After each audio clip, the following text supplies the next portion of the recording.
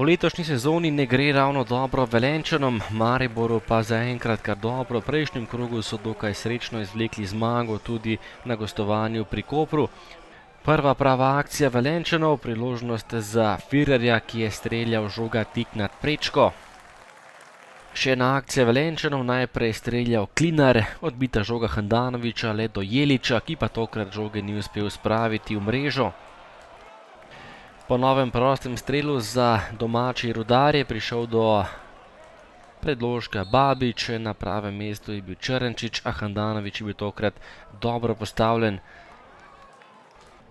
Nato pa vendarle lepa akcija Maribora, Tavares proti Zahoviću, ki je streljal iztržil le nov kot.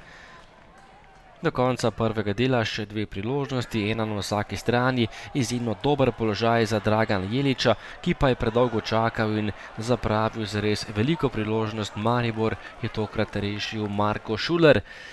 In še zadnja akcija prvega polčasa, lepo pred vrati, Zahović, Rozman je žogo izbil, nato pa je streljal še Tavares, a zgrešil vrata in lepa obramba Rozmana in ostala je pri začetnem izidu 0:0.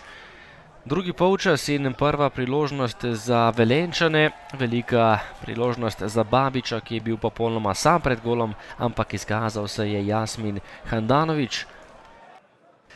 Salalih, ki je tekmo začel v prvi postavi, je prišel do prve akcije Maribora v tem drugem polčasu. Še en kot vijoličastim, tokrat je priložnost zapravil Luka Zahović in še en predložek Mitje Vilerja, visoko čez gol je meril Tavares. Dvoboj je bil izenačen, na koncu pa še dve veliki priložnosti, najprej prečka Velenjčanov, Firer pa je z glavo žogo poslal zgolj čez gol namesto v prazno mrežo. In kdo ne da dobi, v 92. minuti je Firer zgrešil do priložnost, Maribor pa je že v naslednji akciji po dvojni podaji z Boharjem takole zatresel mrežo in popeljal Maribor v prednost 0:1. Še drugič zapored je odločil Tavares, tako kot v Kopru, tudi tokrat z glavo proti nogometašem Rudarja in v zadnjem napadu prinesel 3 točke in zmago z 1:0.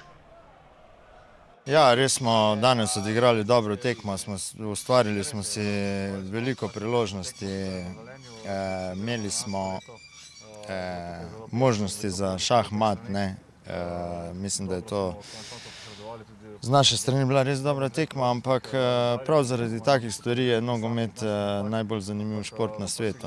Danes smo bili boljši, smo izgubili tekmo, ampak obet za naprej je, pa če bomo tako igrali in če bomo nadaljevali z takšno igro, bomo tudi začeli nabirati točke. Enostavno izredno težko srečanje za nas. Rudar se je pokazal kot čvrsta ekipa, kot dobra ekipa z dobrimi posamezniki, to smo vedeli. Enostavno v sami tekmi nismo bili na tem nivoju, katerem smo se želeli. Res da je, da smo imeli večjo posest žoge, ampak je nasprotnik imel več priložnosti.